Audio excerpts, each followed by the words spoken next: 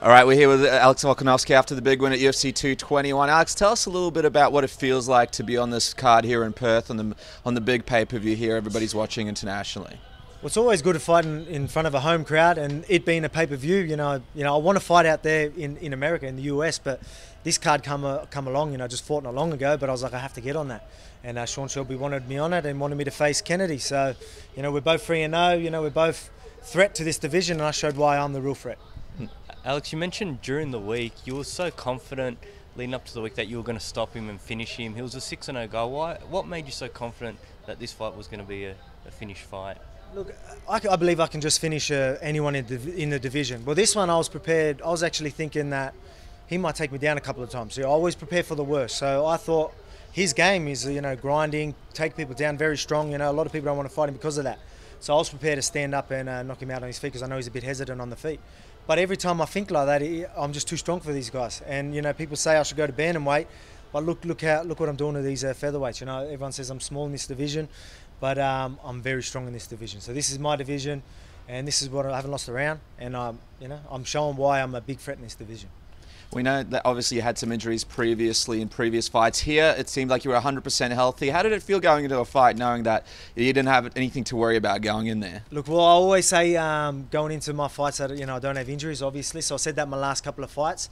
My last couple of fights, I had bad injuries. It wasn't the best camps. Even this fight, I actually tore my LCL 10 weeks ago. So I tore my LCL and I was out for I wasn't out for 4 weeks, but I was in a big knee brace for 2 weeks. I was just trying to do whatever I could cardio, whether it was on the skis or whatever I could, because I knew this guy's fit, and I know I have to be ready. But in saying that, I had like 6 weeks of like really getting into it, you know what I mean? Where last time when I hurt my back and I had a bad injury, I had like 10 to 14 weeks off doing absolutely nothing. So I was very weak, and you could sort of see it last fight. And then now you're seeing me still not the best camp, but I did feel very strong. I look a lot better than ever, just purely from everything just was perfect for this camp, besides the injury. But, nothing's going to stop me, so. Can I just ask you a question about Perth in particular? There was a ban on cage fighting up until recently. The new government got rid of that, and they hosted today's event, and it seems pretty popular. Where does Perth sit? How's it viewed by the UFC, given that we've just recently made that change and welcomed the sport? How's it viewed?